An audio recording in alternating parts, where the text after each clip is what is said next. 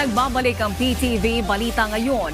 Ininspeksyon ni DPWH Secretary Vince Dizon ang flood control project sa kahabaan ng Araneta Avenue sa Quezon City. Umaasa ang kalihim na malaking ginhawa ang maibibigay ng proyekto sa mga residente at mga motorista sa lugar. Kabilang sa mga unang tinututukan ni DPWH Secretary Vince Dizon ang pagpapalawak at pagbabago ng drainage, partikular sa bahagi bago umabot sa E. Rodriguez Avenue. Inaasahang matatapos ang proyekto sa huling linggo ng Pebrero 2026. Kasunod dito, sisimulan din sa Pebrero ang improvement ng drainage papasok ng E. Rodriguez Avenue patungo sa San Juan River na inaasahang matatapos sa Mayo 2026. Lahat to under sa Oplan Kontrabaha ni PBBM. So, tinetake advantage natin yung hindi umuulan. Kailangan lahat to talagang itotodo natin bago mag-June para talagang kahit pa paano may. Samantala, alamin natin ang ibang balita sa PTV Davao mula kay Jay Lagang. Mayong adlaw, giyatagan og katinawan atul sa sesyon sa 21st Davao City Council sa power company nga ga-operate sa Davao City ang posibleng epekto sa plano sa power sector assets and liabilities management kon PISAM nga paubsan ang contracted power supply niini sa mong power company. Gikan sa 180 megawatts plano sa PISAM nga paubsan ngadto sa 90 megawatts ang contracted power supply niini sa power company sa Davao City. Usa sa rason sa mong plano sa PISAM mo ang pag-ubos sa power availability o generating capacity sa hydro plant.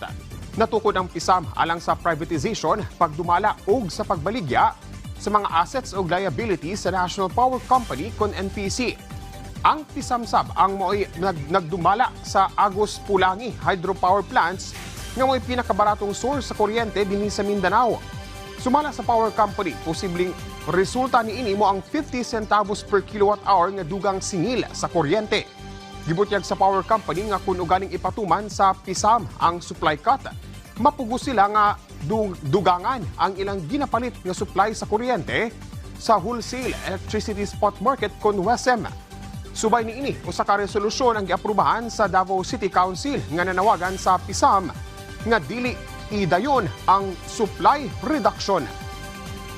Nakitagbo ang United Kingdom Ambassador sa Pilipinas si Sarah Holton Obe kang Presidential Advisor on Peace, Reconciliation and Unity kun UPAPRO Secretary Carlito Galvez Jr.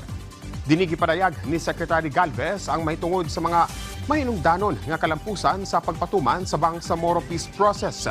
Takip niini ang bagong Transitional Justice and Reconciliation Roadmap o ang paghatag sa pondo alang sa mga dagkong proyektong pang-infrastruktura sa mga prioridad ng mga barangay sa mga kampo sa Moro Islamic Liberation Front kon MILF. Apil sab ang mga pagpangandam alang sa umaabot nga Bangsamoro parliamentary elections. Ang umaabot nga workshop ug conference bahin sa peacemaking ug mediation nga ipaigayon karong Enero tuig 2026.